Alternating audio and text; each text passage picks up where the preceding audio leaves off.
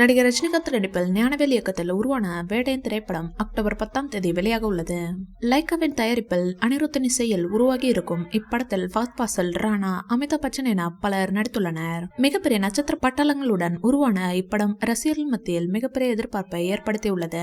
முதலில் வேட்டையன் திரைப்படம் ஏப்ரல் அல்லது மே மாதமே ரிலீஸ் ஆகும் என சொல்லப்பட்டது. அதன் பிறகு ஒரு சில காரணங்களால் வேட்டையன் திரைப்படத்தின் ரிலீஸ் அக்டோபர் மாதத்திற்கு தள்ளி போனது.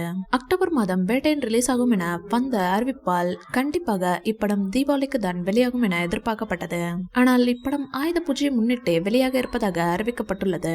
வேட்டையன் படத்தின் இசை வெளியீட்டு விழா சில நாட்களுக்கு முன்பு சென்னையில் மிக பிரம்மாண்டமாக நடைபெற்றது. வழக்கம் போல இவ்விழாவில் ரஜினி பேசிய விஷயங்கள் ஹைலைட்டாக அமைந்தது. மேலும் அதனைத் தொடர்ந்து இப்படத்தின் கிளிம்ஸ் வீடியோவும் வெளியிடப்பட்டது. ஆனால் வேட்டையன் கிளிம்ஸ் வீடியோ ரசிகர்கள் மத்தியில் எதிர்பார்த்த வரவேற்பை பெறவில்லை.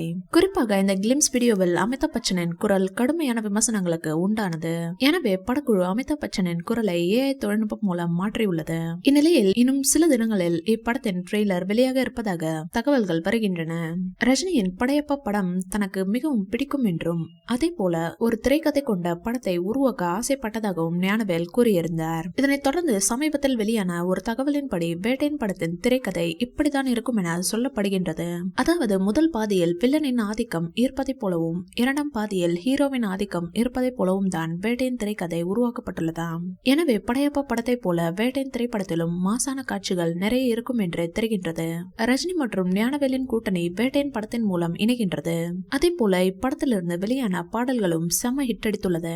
இந்நிலையில் வேட்டையன் பட இசை வெளியீட்டு விழாவில் ரஜினியின் முகம் மிகவும் மலர்ச்சியாக இருந்தது. தலைவர் மிகவும் சந்தோஷமாக காணப்பட்டார். இதை வைத்து ரசிகர்கள் சிலர் வேட்டையன் படம் ரஜினிக்கு முழு திருப்தியை கொடுத்துள்ளது. அதன் காரணமாக தான் அவர் மிகவும் சந்தோஷமாக காணப்படுகின்றார் என்கின்றனர். உண்மையிலேயே வேட்டையன் படத்தை பார்த்த ரஜினி முழு திருப்தி ஏற்பட்டிருப்பதாக தகவல்கள் வருகின்றன என்பது குறிப்பிடத்தக்கது.